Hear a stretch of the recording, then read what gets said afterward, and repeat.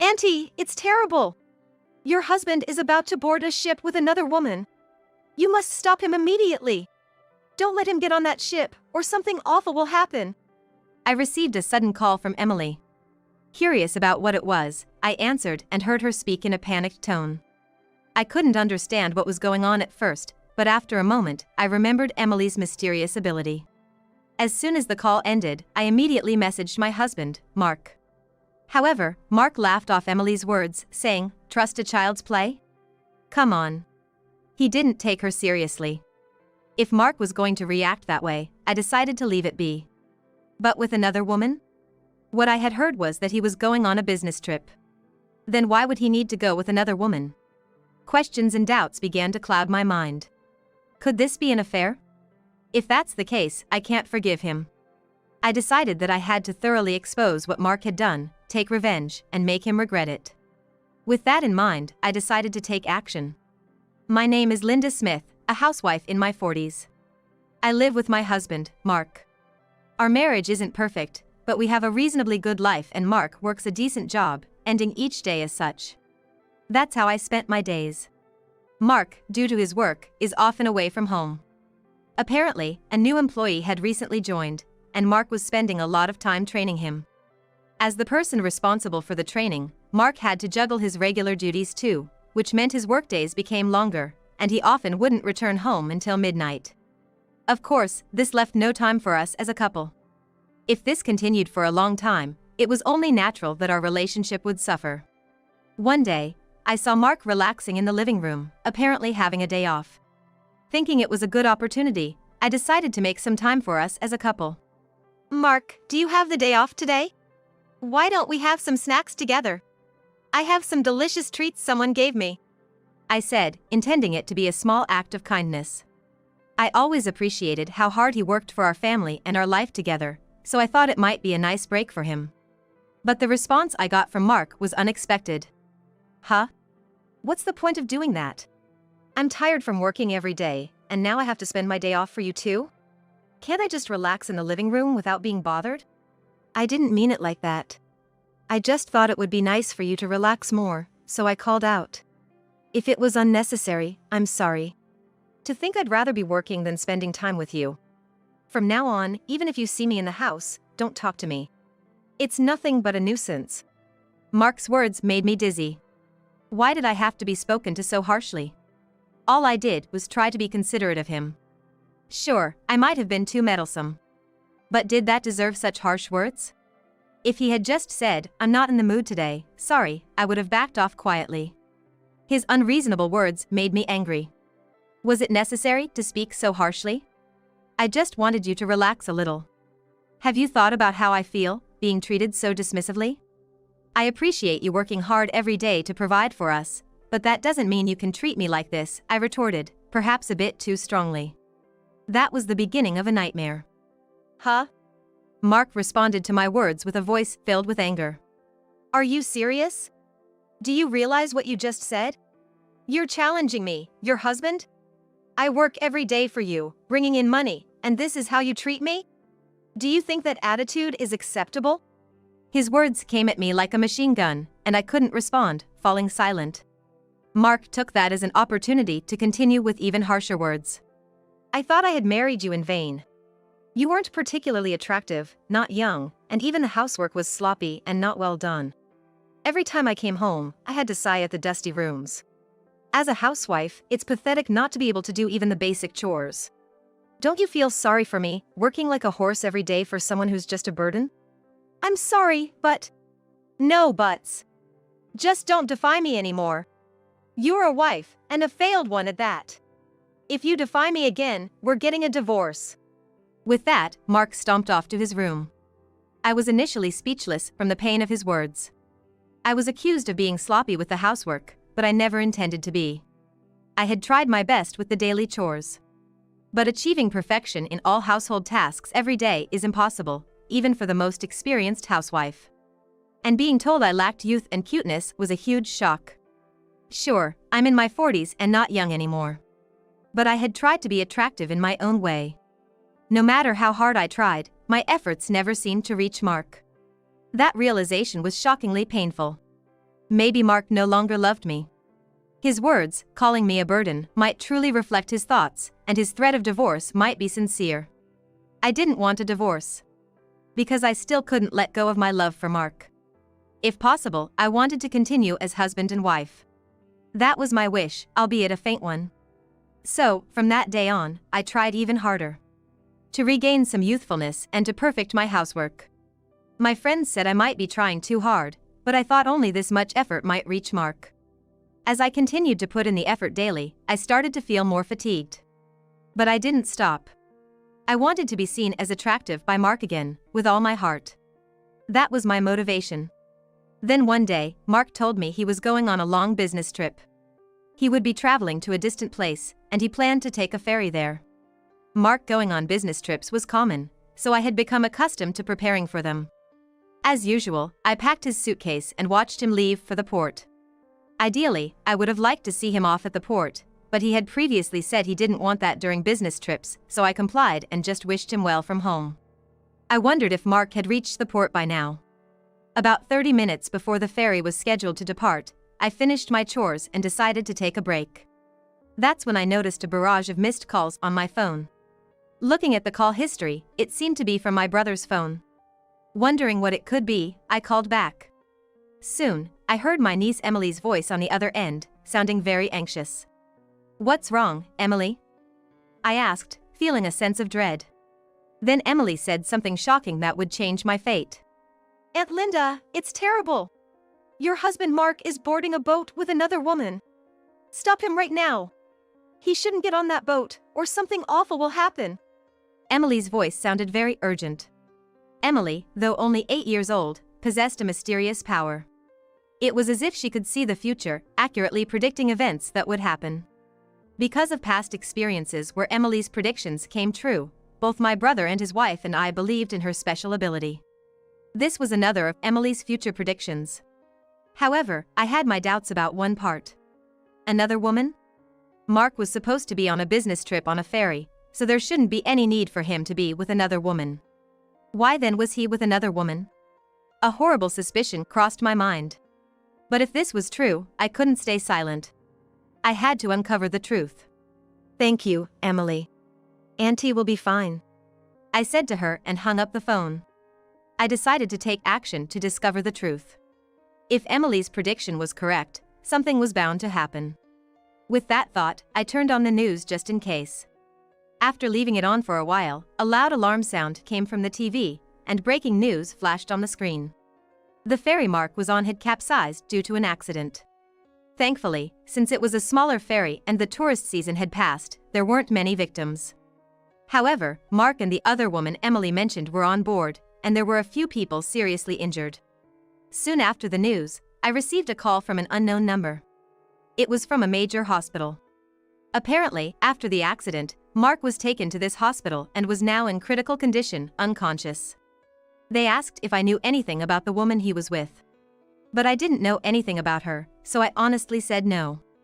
If he regains consciousness, may I come to visit? Could you please keep me updated? I asked. They agreed, so I decided to use this time to investigate Mark's actions without visiting the hospital yet. I hadn't yet confirmed whether Mark was indeed cheating. That wouldn't do. I needed solid evidence. A few days later, Mark's belongings were returned. Most of them were water damaged and ruined. Of course, Mark's phone was broken too. However, when I took it to a phone repair shop, they said they could fix it and recover the data. I immediately asked them to repair it. Everything Mark had done must be on that phone. I would probably find out about the woman he boarded the ferry with. Feeling confident, I waited for the phone to be fixed. A few days later, the shop called to say the repair was complete, and I went to pick up Mark's phone. Carelessly, Mark hadn't set a password, so anyone could access the contents of his phone. As soon as I got home, I turned on Mark's phone and checked the history. There, I found frequent exchanges with a woman named Jessica in the messaging app. Jessica seemed to work at a night spot that Mark visited on business. Initially, their conversations were typical, like thanking him for visiting the club. It seemed Mark took quite a liking to Jessica, as he began visiting her club more frequently. Their conversations gradually became more intimate, and they started meeting outside the club as well. The chat history was filled with explicit expressions of affection, like saying I love you. Further examination revealed that Mark's frequent absences from home, supposedly due to work, were actually to spend time with Jessica. When he claimed to be on business trips, he was actually traveling with her. And those late nights he said were due to overtime? He spent them at Jessica's club or alone with her. It seemed that Mark and Jessica's relationship had indeed deepened over time. So, all this time, the overtime and business trips were lies. Even the excuse about training new employees was fabricated. All of it, just to create opportunities to be with Jessica. Lies spun to deceive me. I was furious when I uncovered the truth from Mark's phone. Immediately, I called his parents. I need to see you right away, I told them, and they made time for me. I went to see them with Mark's phone in hand. When I showed them the contents of Mark's phone, they were stunned, unable to believe it at first. But the chat history didn't lie. As I showed them the entire history of Mark and Jessica's exchanges, his parents sighed deeply and then apologized to me. Our son has done something unforgivable. We can't apologize enough. If you want a divorce, we understand. Take as much alimony as you want. We're truly sorry. Linda, you've been working hard for us every day, and this is how he repays you. We'll make sure he regrets his actions. Please, rest assured. I received strong support from Mark's parents. But this was my battle. I couldn't leave everything to them. I made a request to his parents to let me be the one to confront Mark about this situation and asked them to observe the situation quietly until then. When I told my story, my father-in-law frowned and said, "But we can't just leave everything to Linda," to which I replied, "I'm really angry about being betrayed like this. Even if you do something about it, it won't calm my anger. I need to punish him myself to be satisfied. So, I would appreciate your cooperation." Understanding my feelings, he said, "Okay, if that's the case, we'll help. Linda, regardless of him being our son, we want you to completely ruin that fool. Even if you go too far, we'll take the responsibility. Go ahead and carry out your revenge as you wish. My son did something absolutely unforgivable. Especially to you, Linda, who has been betrayed by him for so long. You mustn't just cry and suffer in silence. You have to fight back. We support you, so go ahead and do your best," his wife added with encouraging words. Having Mark's parents on my side was very comforting. Even if they had opposed me, I was determined to carry out my revenge thoroughly. In the not-so-distant future, Mark would face hell. Betraying me and going after another woman meant just that. Imagining Mark's face filled with despair made my heart race, and I eagerly awaited the day he would wake up. Once he did, he would regret ever regaining consciousness, facing a terrible situation. Thinking about such a future made me so excited I couldn't sleep at night, almost like a child before a field trip. Regarding the compensation for the accident, since Mark was unconscious and couldn't receive it immediately, I decided to leave it with his parents. We also agreed to leave the decision of what to do with it to them. I was sure they would make a good judgment. Soon after, I received a call from the hospital. Mark had regained consciousness. I immediately went to the hospital with his phone. When I was led to his room, Mark was awake. "How are you feeling?" I asked him. Noticing me, Mark, with a cheerful smile, said, "Terrible. I've missed work and I feel awful. But at least I'll get compensation." "Of course, you won't get a penny, right?" He seemed quite well. "By the way, you were on the ferry with a woman, weren't you?" I asked with a smile. But Mark remained silent, not responding. "Weren't you supposed to be traveling alone? Yet, you reserved with a woman. What's your relationship with her? How is she?" "She's fine. I heard she was discharged a few days ago." "That's good," Mark said, looking genuinely relieved. So, Jessica meant that much to him. But his reaction only irritated me more. Even at such a time, he was concerned about his affair partner. If he had that much mental leeway, he could surely recover from being brought to hell. So, anything I do will be okay. Even if I go too far, it will be okay. "Well, I actually know all about your affair. You were cheating, weren't you, Mark? Your phone was returned to me right after the accident, and it had all the data, including the history of your conversations with her. You were head over heels for her, weren't you?" "That is." "I don't need any excuses, there's plenty of evidence. Besides, I can't trust any excuse you give now. Just admit it and apologize, and I might forgive you somewhat. What will you do? I had this naive thought that if he apologized now, maybe I wouldn't be too harsh and we could perhaps continue as a couple. After all, I still had a little bit of love left for Mark. No matter how cold our relationship had become over the years, my love for Mark had never completely faded. I genuinely cared about him. So, there was a part of me that wanted to give it another shot. If he apologized and showed remorse, I couldn't deny that I was somewhat lenient. However, Mark betrayed my words. He said, "I don't need forgiveness from someone like you. You can't live without me, can you? So, why do I need to apologize at all? Do you think it's okay to defy your husband? Shouldn't you be the one apologizing?" "Oh, I see. That's what you think," I replied. Mark's words made it clear to me that it was hopeless. No matter how much I compromised, it was over. His feelings were not with me anymore. Then, I must make him fully understand the gravity of his betrayal. He needs to realize just how significant his actions were. "Then let's get a divorce. I've already got a lawyer ready, so let's proceed."